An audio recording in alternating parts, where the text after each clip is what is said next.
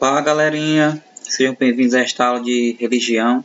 A gente está dando continuidade ao capítulo 2, vamos explanar um pouquinho o que está nas páginas 120 a 127.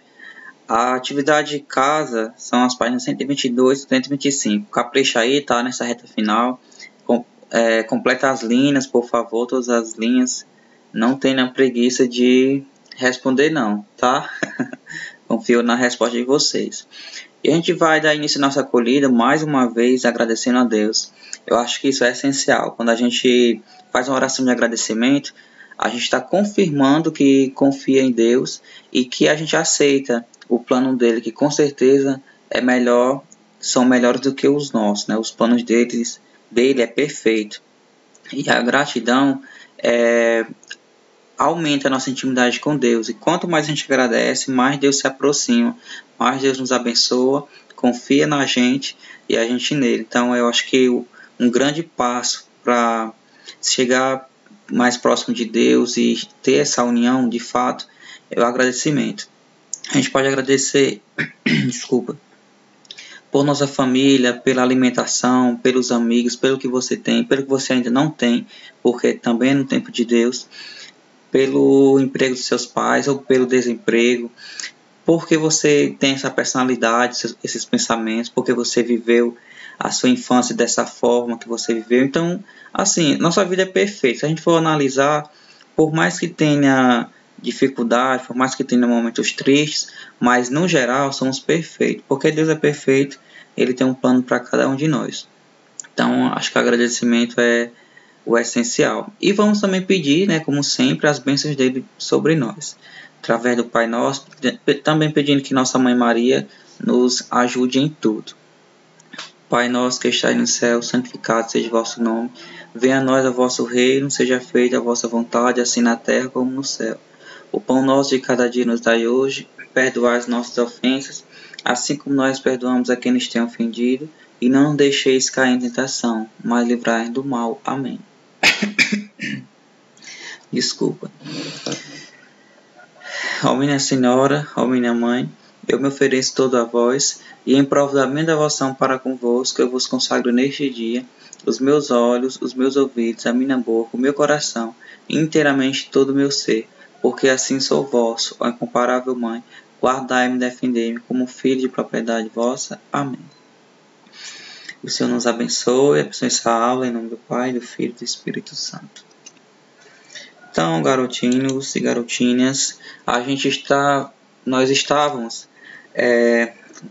introduzindo o capítulo 2 na aula passada com o tema O Desenvolvimento da Fé. A gente viu um pouco sobre essa abertura, vimos o significado de fé em 3 línguas diferentes, né? Vimos no grego, hebraico, latim. Ambas têm um significado parecido, essa questão de ser fiel, de confiar, de ser forte, de ter aquela firmeza, acreditar em algo, né? Acho que em resumo das 3 é essa. A gente viu não vou dizer contradição, mas a definição de fé e razão, ora antagônicas, ora similares, né? Mas depende muito da concepção, depende da visão, das teorias. Fé e razão, a gente não pode dizer mais que são totalmente diferentes. Antigamente, sim, na cultura antiga, no pensamento das pessoas mais velhas, há muito tempo atrás, né, no começo dos séculos, era totalmente contrário, fé e razão. Hoje em dia, a gente já percebeu aqui que estão caminhando mais próximo.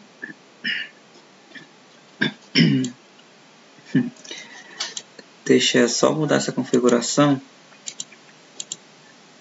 120, nós já passamos, espera aí. A gente vai ver vamos conferir aqui, gente. 120 a 127, é isso? É isso. Então, dessa sessão, a nossa aula de hoje. Arte que encanta.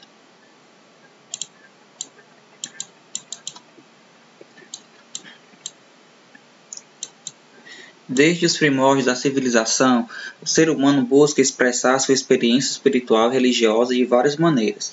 Os historiadores consideram que desde a pré-história as comunidades humanas já mantinham certos rituais, como o enterro dos mortos e a veneração de uma deusa-mãe, figura feminina cultuada por civilizações antigas como criadora do universo e geradora da vida.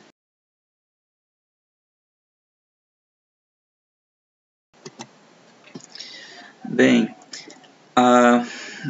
desde que o homem nasce, o primeiro homem nasceu, com certeza vem aí a sua tradição, a sua fé, a sua crença em alguma coisa, né? Então, assim, eu não me espanto de forma alguma em dizer ou então ler, saber que na pré-história já acontecia tudo isso, esses ritos, já acontecia essa devoção, essa veneração a alguém, no caso aí, né, fala da deusa mãe, porque isso faz parte da humanidade. Quando se fala em homem, homem ou mulher, obviamente, né?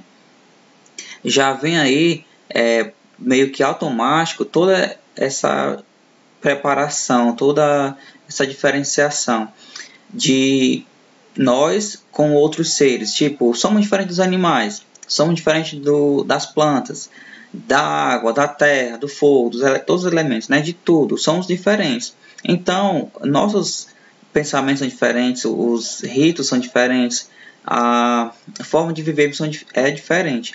Então, creio que isso daqui vejo como super normal, né? Desde a pré-história, algum homem, os homens já estarem praticando isso. A arte rupestre, composta por pinturas e desenhos gravados nas paredes e no teto de cavernas, é outro exemplo de que, desde o Paleolítico, o ser humano busca se manifestar por meio de símbolos. Acredita-se que essas pinturas tivessem um caráter ritualístico ou mágico, relacionado principalmente à caça e à fertilidade. Se é de algum ritual, de alguma mágica, de algo assim místico, eu não sei. Só sei que esses registros foram e são muito importantes, né? Hoje a gente consegue perceber que como é interessante, né? Há muito milhões de anos atrás, isso muito tempo atrás mesmo, as pessoas tiveram essa criatividade, tiveram esse entendimento de desenhar, de registrar, talvez de fazer ritos, né, de ir colecionando, ou então simplesmente pelo fato de ser algo novo, esse desenho. Então isso eu acho muito interessante. Os desenhos rupestres, eles sempre me chamaram muita atenção, porque são belos, são interessantes, eu acho bem engraçado, a forma que são desenhados os animais, é bem engraçado. Mas pela sua importância, eu acho uma criatividade excepcional. Imagina só, os primeiros homens fazendo isso. Para a gente hoje é comum. Assim, você pode até dizer, é o desenho simples. Simples para a gente que estamos já no século XXI. Mas imagina aí, há milhares de anos, a primeiro homem desenhando isso, observando, pegando a tinta para fazer, no caso tinta não a de hoje, né? Mas o carvão, ou então as folhas, gordura, o próprio sangue dos animais, é show. Nas obras de arte produzidas pelas diversas culturas, percebemos o simbolismo das grandes tradições religiosas. No cristianismo, por exemplo, há incontáveis pinturas, esculturas de santos, mosaicos bizantinos, ícones ortodoxos, etc. Desculpa. Essa tosse é inevitável, vocês sabem, mas um dia vai dar certo, ela sai de mim. Os eventos bíblicos são fatos muito frequentes na arte barroca, que buscava reafirmar o imaginário sacro, além de valorizar o sentimento e a emoção. A pintura barroca retratava as imagens de forma realista, tendo ênfase aos movimentos. A obra a seguir foi realizada pelo artista italiano Giovanni, que possui um vasto trabalho de temática religiosa em igrejas e basílicas. Onde você vai ver com certeza a arte barroca são nas igrejas. Nas igrejas. Aqui do Brasil tem, com certeza, em Minas Gerais.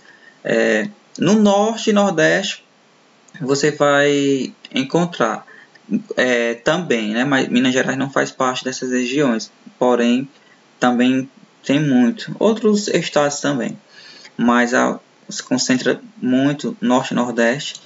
E toda a igreja que você entra, né, do tempo da colonização, você consegue ver um pouquinho da arte barroca. E aqui no Brasil, mas em outros países é ainda mais perceptível a arte barroca e nos desenhos da igreja, né? Mas também em alguns quadros de grandes famílias, de autoridades, de ricos, da elite, hein, como o todo, né? E foi nesse tempo, a arte barroca ela teve esse destaque muito grande em relação a novas cores, em relação a proporção, a dimensão, tridimensionalidade, a tudo. Foi um avanço, né? Foi um marco para a religiosidade, porque foi envolvido arte e religião. Isso foi muito bom. Na seção Os Povos e o Sagrado. Para as tradições religiosas, o conceito de fé está diretamente relacionado ao modo como cada indivíduo conduz sua vida. Não basta dizer eu creio. A fé verdadeira se manifesta nas ações e na postura que assumimos diante da vida, nas decisões que tomamos, no modo como nos relacionamos com os outros.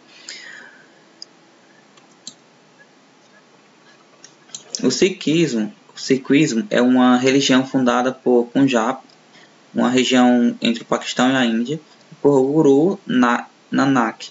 O objetivo do Guru Nanak era criar uma religião que fosse a fusão entre o islamismo e o hinduísmo, imagina aí.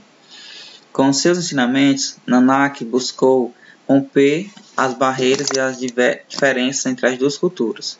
Os Sikhs, ou Sikhs, né, de outra escrita, mas a pronúncia é a mesma, acreditam em um Deus único que garantirá a salvação da alma depois de um ciclo de reencarnações, por meio da prática de uma vida de ações positivas, como a aceitação dos outros e a solidariedade, o que se torna indivíduos comprometidos com a comunidade. Até então, gente, eles acreditavam apenas não em um Deus, em vários deuses, porque é uma cultura politeísta. Mas nessa nova religião, os Sikhs eles estão dizendo aqui que vai haver um Deus único que vai garantir a salvação daquelas pessoas, daquele povo.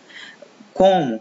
Após várias e várias encarnações, com a purificação, com a prática do bem, é que esse Deus iria reconhecer aquela pessoa que merece essa salvação, que é a vida eterna, não a da nossa religião, né? Porque a gente sabe que quando a vida eterna acontece, quando a gente morre, e a gente só morre uma vez.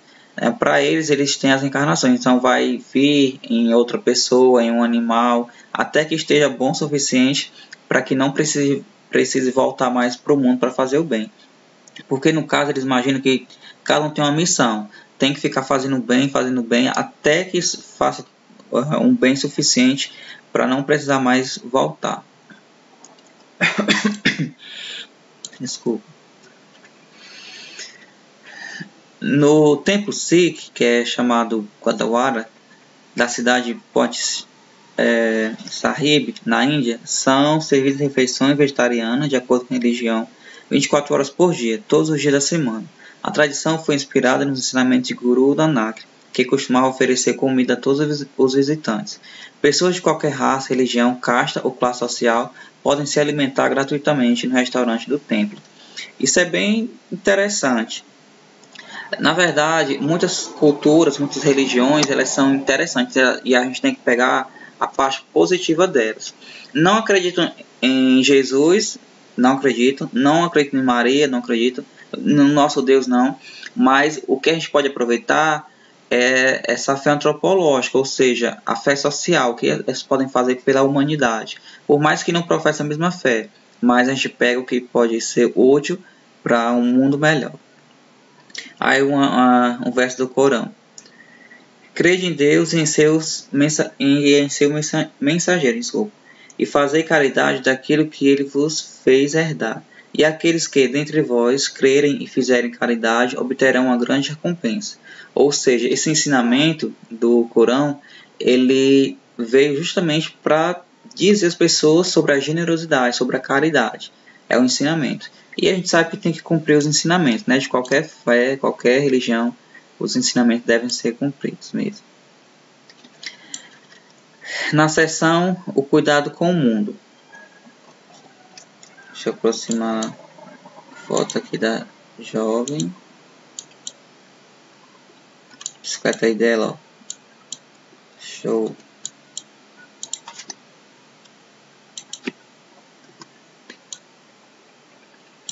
Para os cristãos, a fé se legitima quando as pessoas seguem os passos de Jesus Cristo, ou seja, quando fazem dele um exemplo de vida, inserindo seus ensinamentos nas práticas diárias e cultivando as atitudes que ele tomou, como o amor ao próximo e o que os aproxima das pessoas. De Deus, chega. O que as aproxima de Deus. Leia a seguir o trecho de uma matéria sobre a freira católica congolesa Angelique Namaika, que todos os dias, com um sorriso gigante, percorre de bicicleta as ruas da vila onde mora, no Congo, para dar apoio a mulheres vítimas da violência. Vamos lá, vamos ler uma parte aqui, tá? Dá para ler tudo, é pequenininho. Angelique, gestos e ações que curam feridas abertas pela violência no Congo. O trabalho desta freira católica, que por meio de seu Centro para a Reintegração e Desenvolvimento, já apoiou mais de 2.000 mulheres congolesas. Acaba de ser conhecido pelo Alto Comissariado das Nações Unidas para Refugiados. Comissariado, que lhe concedeu o prestigiado Prêmio para Refugiados. Freira desde 2000, Angélica optou para dedicar sua vida às mulheres congolesas, obrigadas a deixar suas casas para escapar da violência de grupos rebeldes armados, como o Exército de Resistência do Senhor. Entre as jovens ajudadas pela irmã Angélica estão muitos ex-presidiários de LRA, vítimas da violência de gênero, como o estupro, por exemplo. Quando conseguem escapar do cativeiro, essas mulheres precisam enfrentar o trauma de discriminação por parte da própria comunidade para tentar se reintegrar à sociedade. Eu lembro aqui o que aconteceu muito com os escravos. Quando a Lei Áurea surgiu e os escravos foram, entre aspas, oficialmente libertos, não foi uma vantagem para eles não, porque para onde eles iam? O que iriam comer? O que iriam vestir, beber? Se iria estudar, se iria trabalhar? Ou seja, teria que ter uma vida. Você imagina, você cai de paraquedas, imagina aí uma cena, né? Em um país distante que não fala a sua língua, que não tem a sua cultura, a sua religião, e você tem que se virar, começar do zero. É muito estranho, né? O que acontece aqui com essas mulheres? A própria sociedade vai julgar, vai achar diferente por conta dos traumas que elas passaram, que a própria sociedade causou. É uma injustiça muito grande, é uma coisa sem lógica. Na seção Outros Olhares. Pessoas movidas pelo espírito religioso se envolvem em iniciativas que resultam em benefícios de vida de toda a coletividade. Em nome da fé, muitas ações boas são feitas no mundo, seja em pequenas comunidades, seja em campanhas de mobilização internacional. No entanto, há grupos religiosos que fazem uma leitura e interpretação fundamentalista dos textos sagrados e os utilizam de maneira equivocada, como pretexto para justificar sua violência e intolerância. Leia a matéria a seguir. Pessoal, que como sempre, não é que seja fake news, mas a pessoa vai adaptando a leitura da Bíblia, dos textos sagrados, de acordo com o que a convém, né? E isso acaba sendo bem perigoso. Ciência tenta explicar o que faz as pessoas se tornarem extremistas. Um estudo publicado no jornal of Religion and Health mostra o que faz com que algumas pessoas sejam mais extremistas em seu posicionamento religioso que outras. E engana-se que apenas religiosos podem ser considerados extremistas. Pessoas sem religião podem ser consideradas dogmáticas demais. Fé não tem não, né? Mas confusão sabe fazer. Segundo a pesquisa, os aspectos morais em sua forma de pensar é o principal fato que torna a pessoa irredutível em relação àquilo que acredita. A pesquisa sugere que pessoas mais religiosas aderem a certas concepções, especialmente as consideradas estranhas de um ponto de vista mais cético, porque elas vão de encontro com a própria moral, declarou Jared Friedman, coautor da pesquisa.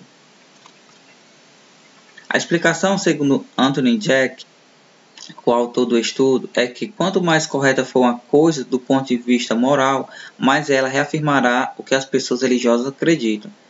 E os mais céticos também são influenciados pelo fator moral ou pela empatia. Por outro lado, aspectos morais fazem com que as pessoas céticas tenham menos certeza de algo. O estudo foi feito em 2 etapas, coletando dados de mais de 900 pessoas voluntárias. A primeira delas foram 209 cristãos, 153 identificados como sem religião, 9 judeus, 5 budistas, 4 hinduístas, 1 muçulmano e 24 pessoas de outras religiões. Os testes respondidos eram formados por perguntas sobre dogmatismo, empatia, pensamento crítico e consciência social. Nesta etapa, os religiosos se deram melhor nos quesitos empatia e consciência social, mas se mostraram também mais dogmáticos. Os dogmáticos, eles são acreditar em algo que de fato não é comprovado ali pela Bíblia, tá? É algo místico, mas que vem depois do que está escrito. É tipo, sabe que acontece, não está na Bíblia, mas que pode ter uma alteração. Tipo, os dogmas de Maria. Muita coisa de Maria não está na Bíblia. Não se sabe o motivo, a suspeita maior, porque assim, era uma sociedade que não incluía mulheres em tudo, né? Infelizmente, era um tempo bem antigo e as mulheres não tinham, uma sociedade patriarcal mesmo, e não tinha essa abertura às mulheres, e muitas não são citadas, ou são citadas de forma menor do que o seu próprio papel, mas Maria depois disso fez muita coisa, aparições e tudo mais. Então acreditar nisso é acreditar nos dogmas, tá? Os céticos, né, têm um pensamento mais crítico, mais ligavam menos para o outro, e foi se considerando como sinônimo de uma postura mais extremista. Ou seja, resumindo tudo, né? Quanto menos fé, menos empatia com a pessoa, menos ela vai ser colocada no lugar do outro. A gente precisaria ver essa página aqui e a 27 também, mas vou finalizar aqui. A gente vai dar continuidade na próxima aula, pode ser na aula ao vivo. Eu desejo para vocês um dia excelente, um abração e até mais.